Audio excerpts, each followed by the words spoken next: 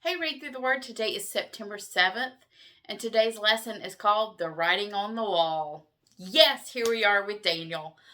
I love this story. There is so much nerdiness in this tiny little bit in the book of Daniel that it's not even funny. We need timelines and maps and all sorts of things to discuss this.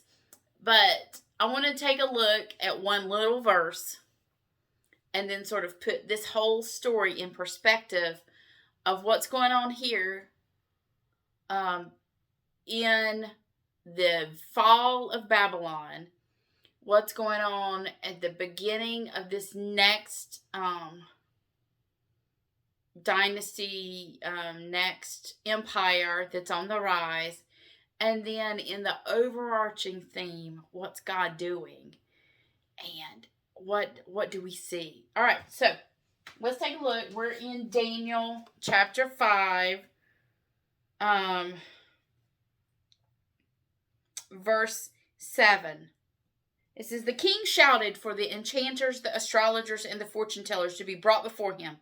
He said to these wise men of Babylon, 'Whoever can read this writing and tell me what it means will be dressed in purple robes of royal honor, and I will have a gold chain placed around his neck, and he will become the third highest ruler in the kingdom.'" Okay. Let's put this in perspective on what's going on, because we have been out of the book of Daniel, and now here we are back with a different ruler. Same Babylonian kingdom, but people die and people. So it is thought that what we're going to read about is we're going to talk about Nabonidus today, and we're talking about Belshazzar, Nabonidus, and their families. And so let me put this into a little bit perspective. Okay, Mesopotamian people groups are the Nebuchadnezzar, and who we know as Nebuchadnezzar II, had a daughter. His daughter married Nabonidus, and that's how we believe Nabonidus got onto the throne of Babylon, because he was not Mesopotamian, he's not Babylonian, he's different ethnicity, and so he is from the area of Haran. Sound familiar? Okay, that's where he's from. So he's an Arabian people instead of Mesopotamian. And so he has different gods and stuff than they do. So that's going to come into play here. So this is what I want us to see. In the middle of this story, which is where the hand shows up on the wall and writes, Mene, Tekel, a Parsin. About you've been weighed in the balance and found wanting, and dude, you're done. In the paraphrase, but his days were done, Belshazzar. So he sees this hand, the handwriting on the wall. It's coming. That's where we get the cliche from. The handwriting on the wall. We should have known it was coming. The handwriting shows up. So there's actually a hand that shows up and writes on the wall. So the hand shows up. It's on the wall, and he says, "All right, anybody, who can tell me what this says?" So Belshazzar says, "Whoever can do this." And he calls for all the astrologers and the wise men. Remember, Daniel is one of the wise men in the Babylonian court. So he has Daniel brought in, has these people. He said, "Whoever can do this can become the third ruler in the kingdom. Figure this out for me, and you can be third in line." And I think we talked a little bit about this last year, but why in the world third in line? What in the world? So that's what we're going to talk about, is why third in line, what's going on. So at that point, everybody says, "Oh, there's this guy Daniel. He's interpreted dreams before. I'm pretty sure he can help us out." So he brings him in, and he does. And it's not a very good message that Daniel has to bring. So let's talk about what this means to be third in line, what this one little thing about third in line means, because it really does. He gives everything to Daniel, but it doesn't last long, because he can only give him third in line when he knows who number 1 and number 2 are.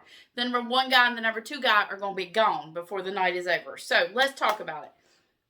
Nabonidus came to the throne in 556 BC. What he did was he worked, because he was the different group and their pantheon of gods. He actually, listen, you could pull up a Wikipedia article on Nabonidus. Honestly, it's huge, because he was in charge at the fall of Babylon. And there's so much known about him through archaeological evidence. There's archaeological evidence of him. There's archaeological evidence of Belshazzar. All of these things. If that's one of those things you want to go look it up. The fall of Babylon, it explains everything. And so you have, like long articles. And so Nabonidus is wanting the pantheon of gods then. Remember, this is why everybody's named this, is Marduk. That's the head of the pantheon of gods in the area of Babylon. Well, Nabonidus wants to increase the status of the moon god, Sin. Yes, Sin, S-I-N. Okay, and decrease the status of Marduk. So, because of that, he was often out of favor with the political higher-ups in the Babylonian Empire. Because he's like, remember, there's people named after that god. They don't want that god taken down.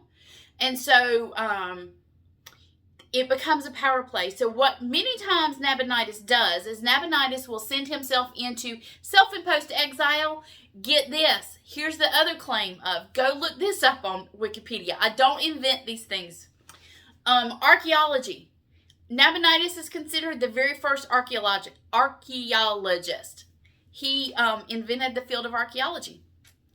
He would go, and one of the things he did was found the ruins to this god he wanted to worship, and had them restored, so he's considered, for his time, was considered a religious reformer, because he was trying to reform his area to worship his god instead of their god. Neither one are real, but that's what he's known for. So he's known for all of these things, and when he's gone, Nabonidus, the king, leaves his son and co-regent Belshazzar, who would be guy number 2, in charge while he's gone. And so that's how, when he wants to give, I'll give the third, you could be the third highest in the kingdom if you can tell me what that writing says on that wall, is because number 1 guy is his dad, Nabonidus, and he's number 2, Belshazzar. And so he's like, I'll give you the gold chain around your neck and all of these different things. And so he does what he's supposed to do.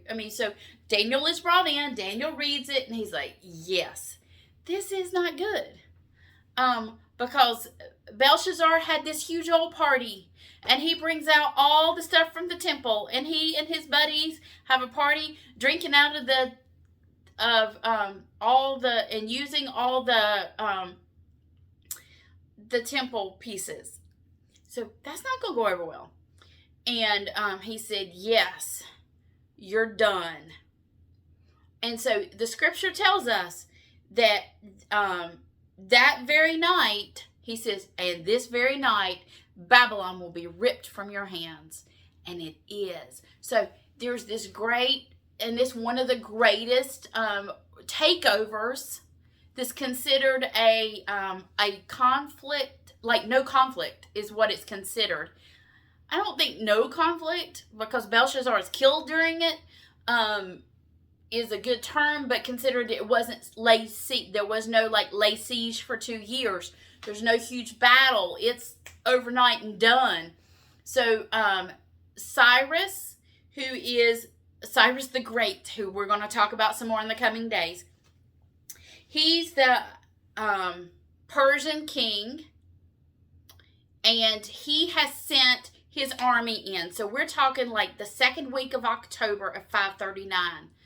And by the end of October 539, Cyrus comes into town, and it's all done.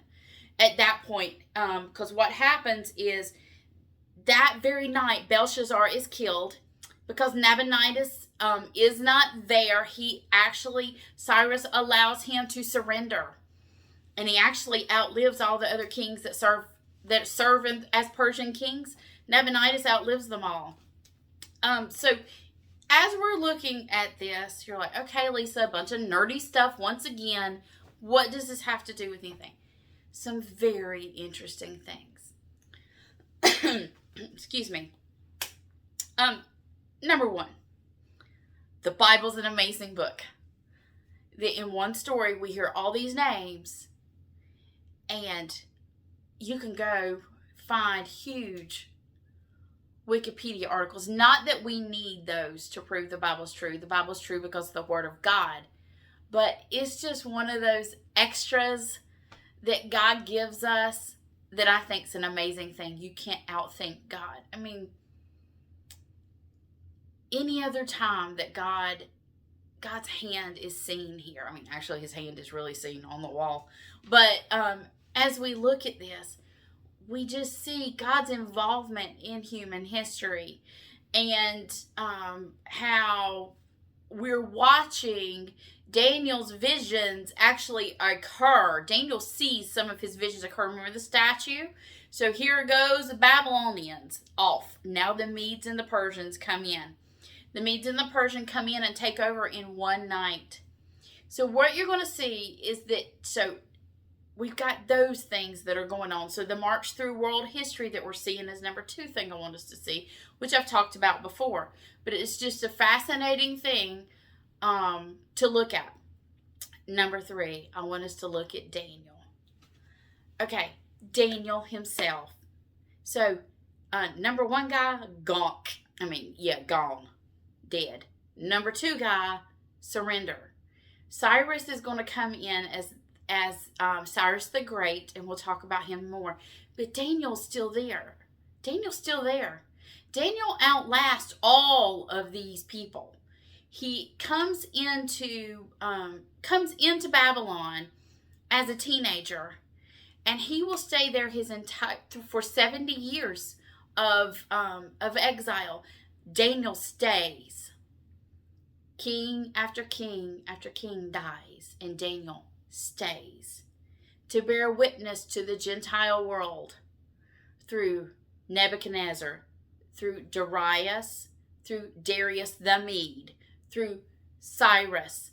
All of these, he stays there to show the Gentile world the truth of the God of heaven, the God of Israel, the creator God of all. That Daniel stays there as witness and testimony to the faithfulness of God. And it's a beautiful thing for me to see as we watch that through the eyes of Daniel and see what all he lives through, and that he is faithful to God and God is faithful to him.